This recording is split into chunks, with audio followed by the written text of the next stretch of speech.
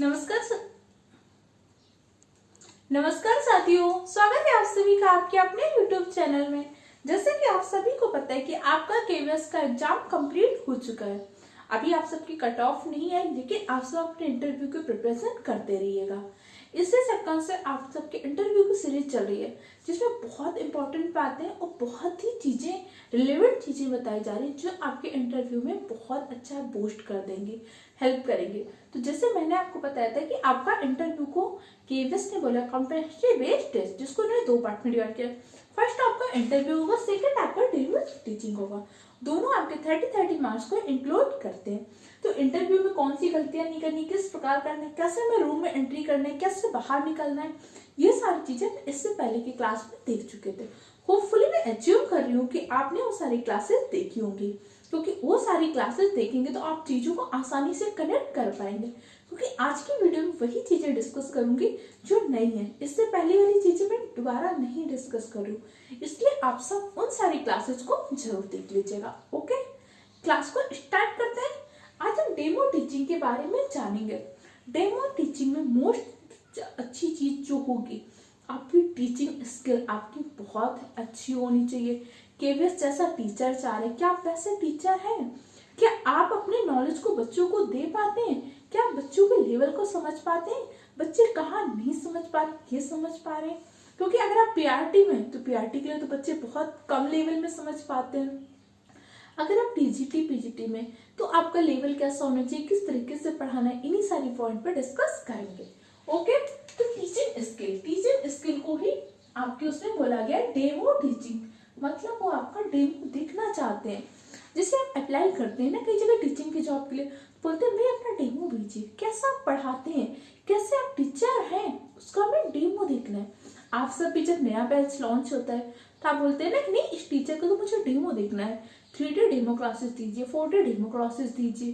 क्यों? आप देखना चाहते हैं कि उसका जो मेथड है आपको समझ में आ रहा है कि नहीं समझ में आ रहा है। यही केवीएस चाहता है कि भाई हम जैसे टीचर चाहते हैं। अच्छा, एक क्वेश्चन का आंसर दीजिएगा, केवीएस की स्थापना कब हुई थी? केवीएस के आयुक्त इस टाइम पे कौन है?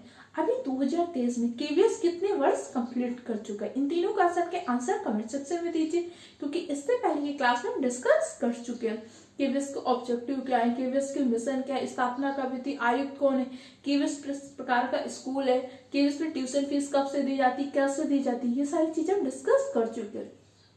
आपको केवीएस के बारे में बहुत अच्छा नॉलेज होना चाहिए, क्योंकि जहां आप जा रहे हैं, जिसका इंटरव्यू देने जा रहे हैं, उसके बारे में अगर आपको नॉलेज नहीं है तो इससे समझ में आता है कि आपको इंटरेस्ट नहीं है। अगर आपको इंटरेस्ट होता है तो उस विभाग के बारे में आप जानकारी अपडेट करके आते हैं, उस वीडियो को जरूर देख लीजिएगा। टीचिंग स्किल में सबसे इम्पोर्टेंट चीज क्या होती है? आपको पोयम एंड स्टोरी, अगर आप पीआरटी में हैं तो आपको पोयम एंड स्टोरी बहुत इंपॉर्टेंट है। टीजीटी पीजीटी वालों के लिए भी इम्पोर्टेंट है, क्योंकि बच्चों को क्या होता है, स्टोरी मेथड से, इमेजिनेशन मेथड से समझना ज़्यादा अच्छा लगता है। जब मैं क्लासेस पढ़ाती हूँ तो कितने फ्लो चार्ट का यूज करती हूँ, क्योंकि फ्लो चार्ट हमारे माइंड में सेट हो जाते हैं। इसके साथ साथ हम जो पोयम पढ़ाएंगे, आप कम से कम 2 इंग्लिश की 2 हिंदी की पोयम तैयार कर लीजिए। इसके बाद स्टोरी भी कुछ तैयार करके जाइएगा। लेकिन जब पोयम स्टोरी तो आपने तैयार कर ली, सिर्फ ऐसा नहीं कि सिर्फ एक्शन। अब इस टाइम पे क्या हो रहा है, बहुत सारे वीडियो है, आप देख के उसे एक्शन तो तैयार कर सकते हैं, लेकिन हमें एक्शन के साथ साथ एक्सप्रेशन पर भी ध्यान देना है। कि हो सकता है आप एक्शन तो कर रहे हैं कि सुंदर सा भालू, प्यारे से बादल, लेकिन आपका फेस एक्सप्रेशन कुछ और ही कह रहा है। आप उस टाइम पे बेशक बहुत नर्वस होंगे। कोई कह रहा है कि अगर नर्वस नहीं हो रहे तो ऐसे कोई नहीं, सब नर्वस होते हैं, आप भी नर्वस होंगे, लेकिन आपको एक्सप्रेशन ऐसे लाने की, उस टाइम पे आप टीचर हैं, ऐसा माहौल क्रिएट करने कि इंटरव्यूअर आपके उसमें खुश हो जाए कि नहीं, ये बहुत अच्छे टीचर हैं। इसके लिए क्या करना है, आपको प्रैक्टिस करनी होगी। अगर आप सोच रहे हैं कि नहीं मैंने लर्न कर लिया, वहीं जाके कर लूंगा, नहीं, अभी से प्रैक्टिस करनी ही होगी। आपके से कमेंट आए थे कि मैं, मेरे पास तो कोई बोर्ड नहीं है। कोई बात नहीं, अगर पॉसिबल हो पाए तो बोर्ड लीजिए, नहीं तो कोई बात नहीं, ऐसे जैसे आपके पास वॉल होगी, वॉल में आप चार्ट पेपर चिपका लीजिए, उसमें लिखने की प्रैक्टिस करिए। नहीं तो यूट्यूब में, अरे यूट्यूब कह रही हूँ, और ऑनलाइन देखिएगा। आपको क्या होता है, जैसे बोर्ड होता है ना, इसी का एक स्टिकर टाइप का आता है काफी बड़ा सा, उसको अपनी वॉल में चिपका लीजिए, उसमें लिखने की प्रैक्टिस करिए, लेकिन प्रैक्टिस जरूर करिए। अब हम देखते हैं अपने बारे में कि हमें सबसे पहले पोएम स्टोरी तैयार करनी है विद एक्शन एंड एक्सप्रेशन। दूसरी चीज क्या होनी चाहिए, हमारी लैंग्वेज कैसी होनी चाहिए, हमारी लैंग्वेज में बहुत अच्छी टोन होनी चाहिए एंड फ्रिक्वेंसी होनी चाहिए। अब जैसे मैं अभी इस टाइम पे लगातार बोल रही हूँ, अगर मैं रुक रुक कर बोलूँ कि बस एग्जाम की तैयारी कैसे करनी चाहिए, उसके बाद फिर मैं सोचूं अच्छा अब मुझे क्या बोलना है, फिर मैं ऐसे सोचती हूँ तो आप वीडियो देखेंगे नहीं। इसी तरीके से टीचर की लैंग्वेज में बहुत अच्छी फ्रिक्वेंसी होनी चाहिए और टोन बहुत अच्छी होनी चाहिए। टोन का मतलब क्या होता है, हमें पता होना चाहिए कहाँ पे अपनी लैंग्वेज को अप करना है, कहाँ पे लैंग्वेज को डाउन करना है। तो आपको अपनी इस तरीके से प्रैक्टिस करनी होगी। अगर आप में से कुछ लोगों को सिंगिंग आती है तो बहुत अच्छा प्लस पॉइंट है, आप सिंगिंग का यूज कर सकते हैं।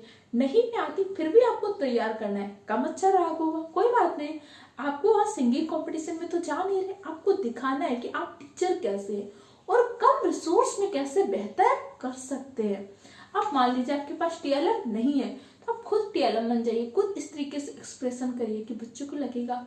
अब जैसे एक आपकी किचन वाली टेबल है कि सब्जी काटी बेलन आया, इस तरीके की पोएम है ना, तो आप तुरंत बोलिए सब्जी काटी बेलन आया, तो बच्चा समझ पाएगा हमें किस प्रकार की लैंग्वेज को यूज करना है। देखिए हमें कैसे लैंग्वेज का प्रयोग करना है। एक टीचर को हमेशा ओरल लैंग्वेज का प्रयोग करना है, एक साथ तीनों लैंग्वेज का प्रयोग करना होता है, यह ध्यान रखिएगा। इसके साथ साथ आपकी रिटन लैंग्वेज का, लिखित भाषा का भी प्रयोग करना है।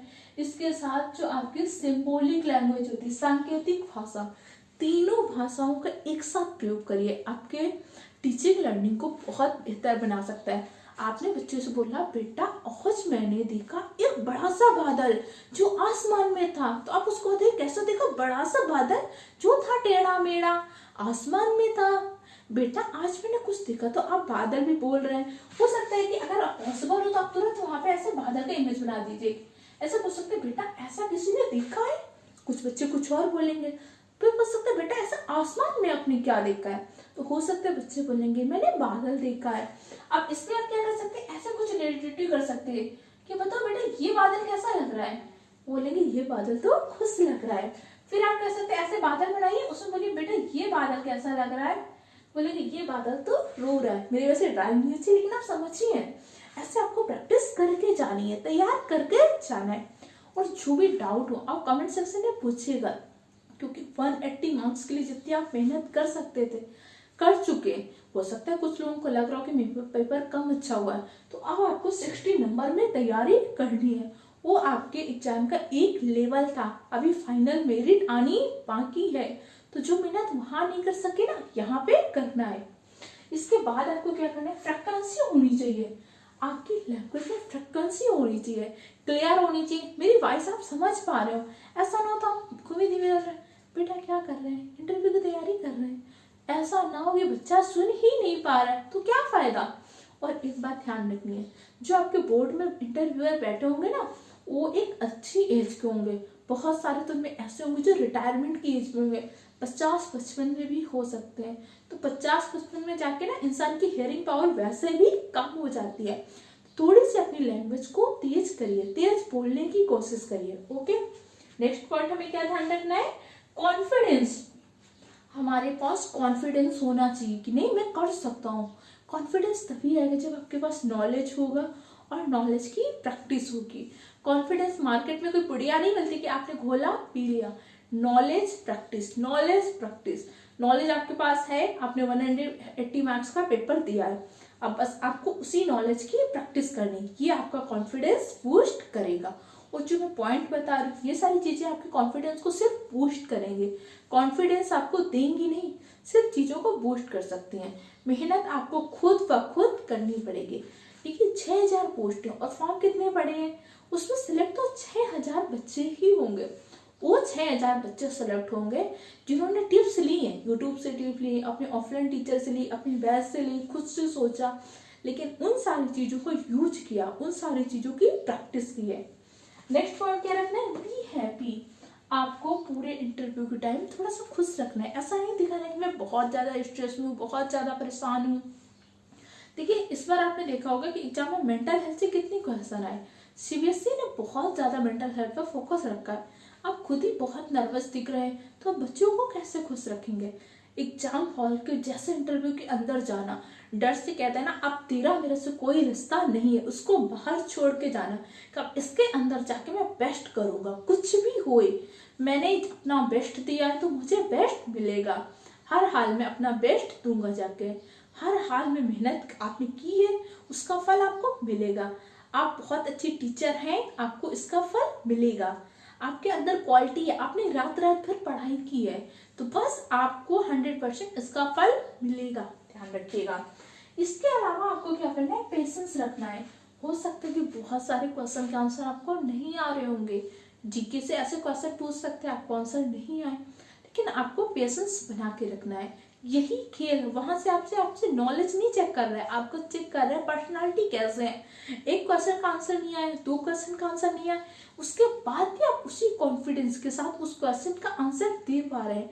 उस टाइम पे आपने जो स्ट्रेस आया उस स्ट्रेस से कैसे कोप किया, आपने अपने उस स्ट्रेस को कैसे खत्म किया, उन सारी चीजों पर ही फोकस कर रहा है। अगर आपको आंसर नहीं आ रहा तो आप सॉरी बोल सकते हैं, सॉरी सर मुझे नहीं आता, मैं इसको जाके देख लूंगी। सॉरी सर मुझे इसके बारे में अभी तो करंट नॉलेज नहीं है, लेकिन मैं घर जाकर इसके बारे में जरूर देखूंगी। तो जब इस तरह से, और सॉरी ऐसा बोलना है कि सॉरी किसी को चुभे नहीं, इससे पहले वाली वीडियो को जरूर देखकर ही जाना है। इसके अलावा रियलिस्टिक हो, ऐसा ना हो बहुत सारी बनावटी चीजें जोड़े, आप जो सच में हैं वही दिखाइए, क्योंकि किसी और के जैसा बनने की कोशिश में आप तो बन नहीं पाएंगे, जो आप खुद हैं वो भी चला जाएगा। तो इसलिए जो रियल है, जो भी आपकी चीजें सच है आपको वही बतानी है। बहुत ज्यादा अपनी हॉबी को बढ़ा चढ़ाकर नहीं बताना है। अब आपने हॉबी बता दी कि मेरी हॉबी तो साइकिलिंग है, आपने पूछा आपने कभी किसी स्टेट लेवल पे साइकिलिंग की, अच्छा बताइए साइकिल से गए कहाँ पे हैं, कभी कहीं पे घूमा, पता चले साइकिल से तो हम घर से जाके आटा से चक्की पिसवा के आ रहे थे, साइकिल से जाके सब्जी ही लेने जा रहे थे। तो जो है या तो बता दीजिए कि सर साइकिलिंग मुझे चलाना अच्छा लगता है, लेकिन मैंने इसके लिए कुछ विशेष नहीं किया, जो रियल है वो बताइएगा। आपने लिख दिया हॉबी रीडिंग द बुक, आप पूछ सकते हैं भैया आपने इस टाइम पे कौन सी बुक पढ़ी, अभी इस टाइम पे कोई राइटर आया हो नया, उसकी पूछ सकते हैं भाई book and year of darkness किसके बुक का नाम है, इसके राइटर बताइए, बहुत फेमस बुक थी सची थारूर जी की। तो आपसे ऐसे क्वेश्चन पूछ सकता है। तो आपको रियल रहिए, जो है वही बताइए। वो ऐसा व्यक्ति नहीं चाह रहे कि जो आसमान से उतर के आया हो, वो ऐसा व्यक्ति चाह रहे जो एक टीचर बनने के लायक हो और सच बोलता हो। ईमानदारी बहुत अच्छा गुण होता है। क्लियर हो क्या? मैं जो पॉइंट लिख के उससे ज्यादा मैं जो पॉइंट आपको समझा रही हूँ वो समझकर ही जाइएगा। नेक्स्ट आपको 3 लैंग्वेज फार्मूला। 3 लैंग्वेज फार्मूला आपने कितना पढ़ा है एनसीएफ में, 3 लैंग्वेज फार्मूला, 3 लैंग्वेज फार्मूला। आपको भी 3 लैंग्वेज फार्मूला पे काम करना है। देखिए आपको पहली बात तो बाइलिंगुअल हिंदी एंड इंग्लिश दोनों का नॉलेज होना चाहिए। इसके अलावा हो सकता है कि भाई आपके यहाँ की कोई लोकल लैंग्वेज हो, जैसे बोडो हो सकती, डोंगरी हो सकती, मैथिली हो सकती, संथाली हो सकती, हरियाणवी हो सकती, आपके राजस्थान की कोई भी लोकल लैंग्वेज हो सकती। अगर आपके यहाँ की कोई लोकल लैंग्वेज है तो आपको उस पर नॉलेज होना चाहिए। जैसे आपके यहाँ की बोडो है तो कह सकते हैं कि भाई बोडो में अपना परिचय दीजिए, अपनी लोकल लैंग्वेज, और उसकी टोन को छुपाना नहीं है, क्योंकि हमारी टोन से हमारी लोकल लैंग्वेज नहीं खत्म हो सकती।